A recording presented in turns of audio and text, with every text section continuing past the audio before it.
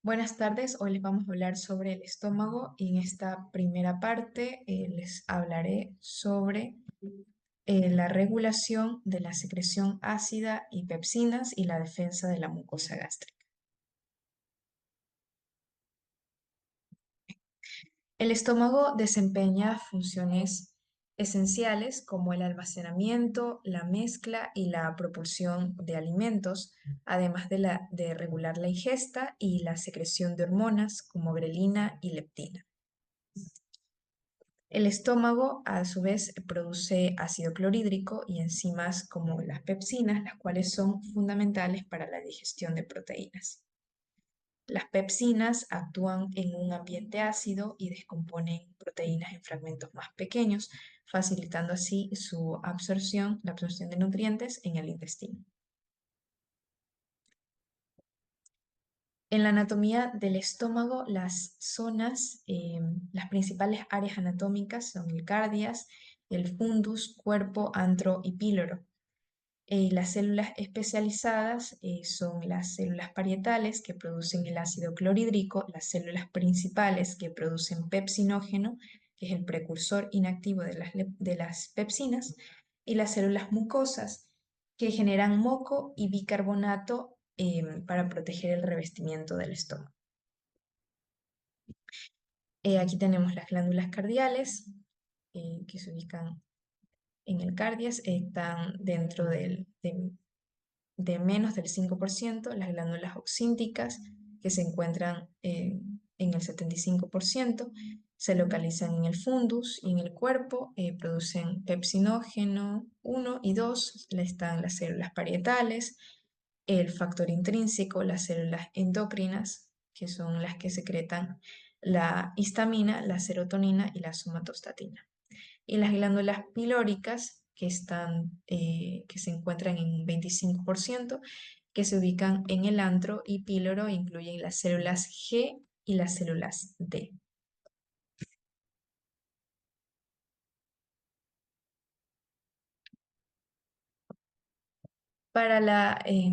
En cuanto a la regulación de la secreción ácida, las hormonas principales que estimulan la producción de ácido son la gastrina, la acetilcolina y la histamina.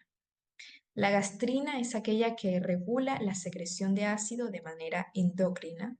La acetilcolina regula la secreción a nivel neuronal y la histamina regula la secreción a nivel paracrino. ¿Ok?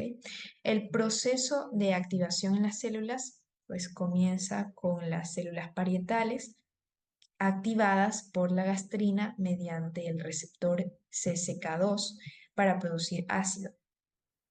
Las células enterocromafines que secretan histamina, que activan la producción de ácido, las neuronas del sistema nervioso entérico que producen acetilcolina, las cuales actúan en el receptor M3 de las células parietales,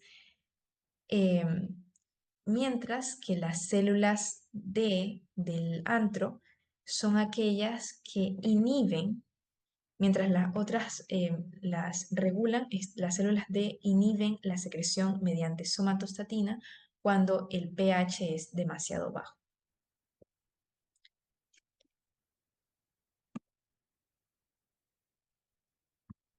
La regulación de las pepsinas secretan en forma de pepsinógeno inactivo por las células principales. ¿Cuáles son las condiciones de activación? En el ambiente ácido del estómago, el pepsinógeno se convierte en pepsina, permitiendo la descomposición de proteínas en fragmentos peptídicos. Las pepsinas requieren un pH bajo para activarse y funcionar eficazmente, lo cual es regulado por la secreción ácida del estómago. Están divididas en dos, en pepsinógeno 1, pepsinógeno 2. El pepsinógeno 1 está secretado por las células principales y mucosas del cuerpo y del fundus, y la pepsinógeno 2 también, pero por células de las glándulas pilóricas, de Brummer y del Cardias. La secretina es la que inhibe la secreción de ácido, pero también estimula la producción de pepsinógeno. Ok, ahora, ¿cuál es el mecanismo de defensa de la mucosa gástrica? Tenemos el receptor EP3 en las células epiteliales, promoviendo la producción de moco y bicarbonato que actúan como barrera protectora. Aquí el moco recubre la mucosa gástrica y contiene bicarbonato, neutralizando el ácido y así evitar daños en la mucosa. ¿Qué pasa? Que la ausencia o reducción de esta barrera puede llevar a condiciones eh, como la gastritis y las úlceras gástricas. Por eso los AINES, también tenemos que los AINES inhiben las prostaglandinas, lo que reduce la producción de la mucosa y aumenta el riesgo de erosión y de úlceras.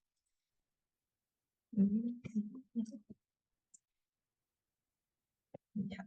Y el mecanismo de acción de los antisecretores, por ejemplo, los antagonistas H2, como la ranitidina y la cimetidina, son aquellos que bloquean los receptores H2 de histamina en las células parietales, disminuyendo la producción de ácido. Los inhibidores de la bomba de protones, como el omeprazol, que inhiben directamente la bomba de protones en las células parietales, reduciendo significativamente la secreción de ácido. Ahora, si quieren ir directamente a los ácidos, bueno, están los antiácidos como el sucralfato, bicarbonato y el malgaltrato, que neutralizan el ácido ya presente en el estómago, proporcionando alivio inmediato de los síntomas. Gracias. Voy a hablar acerca de la infección por Helicobacter pylori. En cuanto a sus generalidades, esta infección se da por una bacteria bacilo gram negativo productor de ureasa, cuya función es descomponer la urea en amonio y en anhídrido carbónico. La transmisión se da de persona a persona mediante vía fecal, oral o incluso agua contaminada. Una característica importante que tenemos que tener en cuenta de esta bacteria es que reside en la mucosa gástrica a nivel de la capa de moco entre sus células. Se puede encontrar en la mucosa gástrica del estómago o en la mucosa gástrica ectópica. Hablando epidemiológicamente, la infección por el Helicobacter pylori varía de acuerdo a su edad, a su zona geográfica y a su zona o clase socioeconómica. Fisiopatología, el Helicobacter pylori ya sabemos que ingresa mediante vía oral, llega al estómago, en lo cual va a producir ureasa para separar la urea y puede generar muchos más hidrogeniones, lo cual va a dar como resultado la colonización de la mucosa del estómago, que se ve fecundada a atrofia gástrica, lo cual va a disminuir la producción de ácido, en lo cual vamos a tener como una de sus manifestaciones clínicas un aumento de pH gástrico. Esta hiperproducción de gastrina, que terminará generando muchísimo más ácido a nivel duodenal, va a producir una metaplasia gástrica, por lo que el Helicobacter pylori también invadirá el duodeno. Hablemos ahora de los factores de virulencia. En cuanto a su morfología, es curviada y presenta flagelos. Ayuda a su gran movilidad, que permite penetrar con mayor facilidad la capa de moco desde el estómago. La adhesina facilita la unión entre la bacteria y las células epiteliales. La ureasa transforma urea en amonio y el CO2, neutralizándose la acidez gástrica alrededor de la bacteria. El amonio ayuda a la interacción amonio y agua, generándose iones de hidroxilo, lesivos para células epiteliales gástricas. Y los factores de virulencia de mayor importancia son la proteína de gen asociada a la citosina y la citosina vacuolizante, lo cual aumenta el poder patógeno y genera mayor respuesta inflamatoria, lo cual justifica mayor riesgo de enfermedad ulcerosa, péptida y adenocarcinoma. Vamos a hablar ahora de las manifestaciones clínicas. Como tal, la mayoría de los infectados permanecen asintomáticos, pero la infección por Helicobacter pylori puede llegar a dar lugar a una gastritis aguda que en general podría ser también asintomática, pero la inflamación de esta puede persistir mientras dure la infección. Por ende, no se habla como tal de portadores sanos, sino de gastritis crónica superficial. Estos pacientes pueden también desarrollar distintas enfermedades, como por ejemplo la úlcera péptica, duodenal y gástrica, la gastritis, como ya lo mencioné, aguda, crónica, activa o tipo B, gastritis crónica atrófica, que puede asociarse a metaplasia. El linfoma no Hodgkin primario gástrico de bajo grado de tipo MALT, un adenocarcinoma gástrico de tipo intestinal, una dispepsia no ulcerosa o manifestaciones hematológicas como anemia ferropénica, trombocitopenia, déficit de vitamina B12. En el diagnóstico, todas las pruebas tienen sensibilidad y especificidad menor al 70%. Tenemos invasivas y no invasivas. Hablemos ahora de las invasivas. Estas requieren endoscopía para la toma de muestra. Tenemos estudios histológicos, el test de ureasa rápida y de cultivo. En cuanto al estudio histológico, debemos tener en cuenta el método directo de la detención de la bacteria. En el test de ureasa rápida, hidrolizar la urea producida por la bacteria y su cinta colorimétrica podría cambiar de color. Y el cultivo es el método más específico. Hablemos ahora del diagnóstico no invasivo. Estas no requieren endoscopía para la toma de muestra. Se habla del test de aliento con urea marcada con carbono isotópico, que es el mejor test para el diagnóstico por su alta precisión en las no invasivas, las pruebas serológicas y la detección de antígenos fecales por medio del método ELISA con ácidos monoclonales. Entonces, si se utiliza una prueba invasiva como no invasiva, se recomiendan esos dos puntos en los cuales son muy importantes tener en cuenta. Se evita el tratamiento antibiótico y bismuto durante al menos 4 semanas antes de la prueba de Helicobacter pylori y suspender en pacientes que están consumiendo inhibidores de la bomba de protones al menos 2 semanas antes de la prueba, ya que puede incrementar los falsos negativos. En el tratamiento, lo primero que tenemos que tener en cuenta es si el paciente presenta alergia a la penicilina o no. Si el paciente no presenta alergia a la penicilina, se le recomienda la primera línea, que encontramos los inhibidores de la bomba de protones cada 12 horas, amoxicilina de 1 gramo cada 12 horas, claritromicina 500 miligramos cada 12 horas, metronidazol 500 miligramos cada 12 horas por 14 días. Si el paciente no responde a estos medicamentos, se le recomienda la segunda línea, en el cual vamos a incrementar la levofloxacino, el bismuto y la doxiciclina.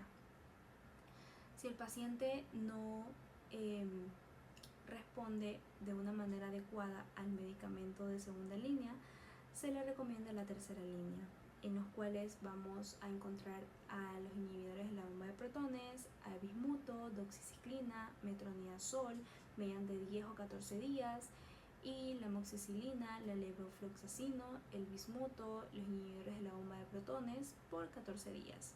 También podemos recomendar al paciente la cuarta línea, en donde encontramos los inhibidores de la bomba de protones cada 12 horas, amoxicilina 1 gramo cada 12 horas, rifabutina 150 miligramos cada 12 horas por 10 días.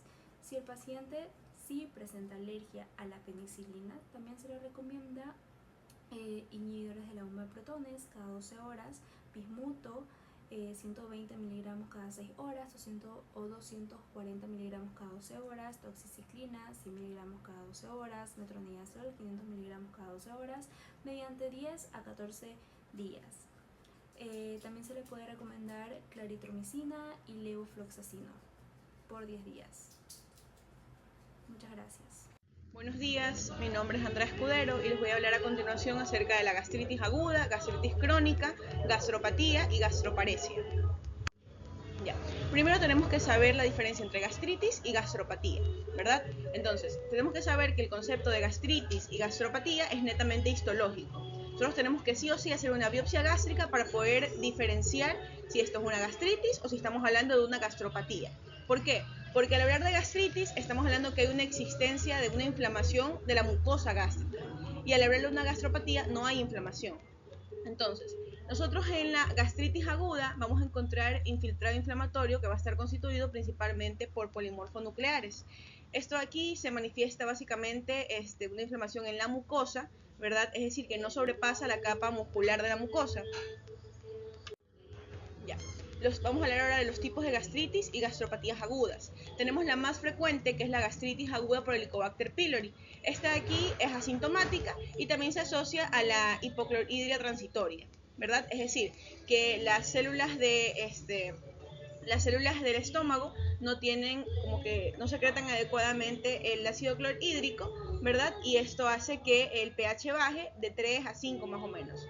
Tenemos la gastritis erosiva enteropática. Esta de aquí, bueno, es poco frecuente y vamos a ver aquí múltiples erosiones en las crestas de los pliegues gástricos. En cuanto a la clínica, vamos a ver que el paciente va a tener anorexia, va a tener náuseas, vómitos y muchas molestias abdominales. En lo que es el diagnóstico, nosotros solo podemos tenerlo mediante biopsias endoscópicas, ¿no? Ahora tenemos la gastropatía por tóxico, que esta básicamente se da por el consumo excesivo de alcohol, de cocaína, entre otros. Tenemos gastropatía por traumatismo local. Esta de aquí se relaciona, por ejemplo, cuando a un paciente se le pone una sonda nasogástrica, ¿verdad? Y aquí van a aparecer lo que son las úlceras de Cameron, que bueno, que podemos verlas aquí en la imagen, están señaladas de rojo. Básicamente son erosiones longitudinales de la mucosa en los pliegues gástricos que van a estar localizados dentro de la hernia de hiato, así como podemos ver aquí, ¿no? Ya.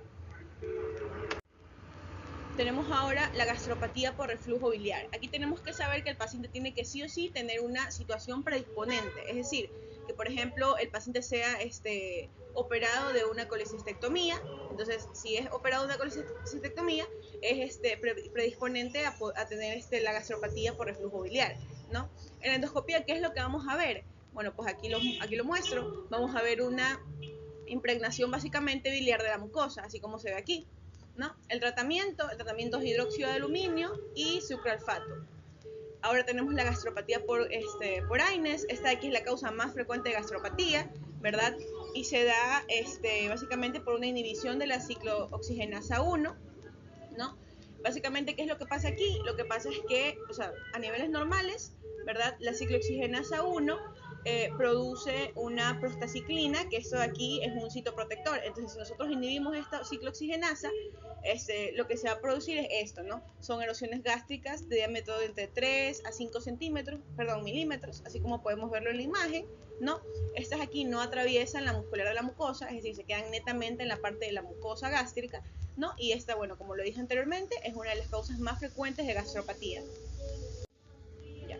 Ahora, hablando de lo que es gastritis crónica, vamos a ver que en esto de aquí, el infiltrado inflamatorio va a estar constituido principalmente por células mononucleares, ¿no? Y las formas más comunes de gastritis crónica van a ser dos. Tenemos la gastritis crónica asociada al Helicobacter pylori y tenemos también la gastritis tipo 2, o también llamada gastritis atrófica corporal difusa.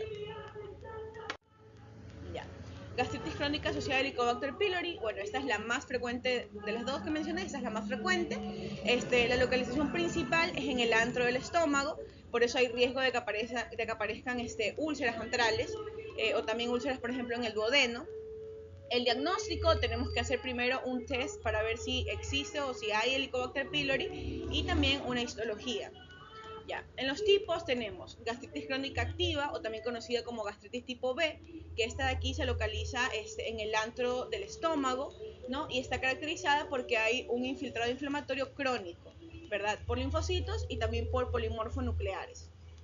Tenemos también la gastritis crónica atrófica multifocal, que esta de aquí, pues bueno, se va a localizar en el antro y en el cuerpo del estómago. Esta de aquí se caracteriza porque hay un infiltrado inflamatorio difuso, ¿verdad? Y aquí va a existir atrofia glandular y también metaplasia intestinal. gastritis atrófica corporal difusa o también conocida como gastritis tipo A.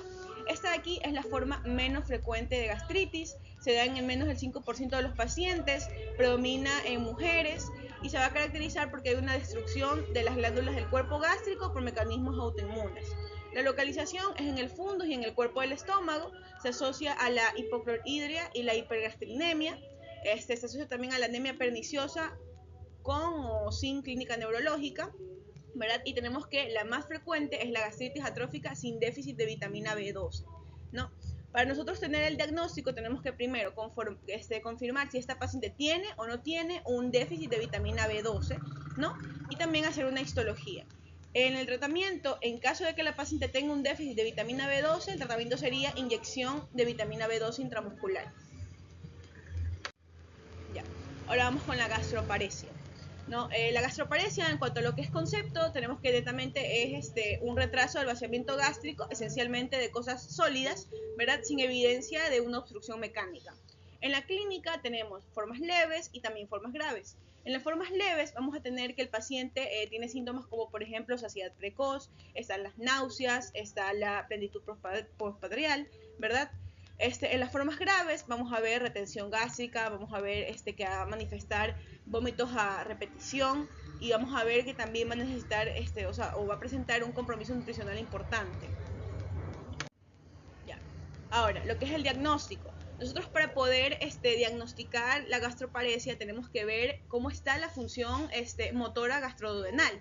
Y para nosotros poder evaluar esta función motora gastroduodenal tenemos tres formas de hacerlo. Podemos medir directamente la capacidad contráctil mediante la manometría gastrointestinal o electrogastrografía. Y también haciendo pruebas, por ejemplo, cuantitativas de vaciado gástrico, con lo que es el test del aliento. Pero actualmente en este estudio de vaciamiento gástrico nosotros lo hacemos mediante radioisótopos, ¿verdad? Que esto básicamente es una técnica diagnóstica de referencia para el estudio de gastropatía, que eso lo podemos ver aquí en la imagen. Gracias.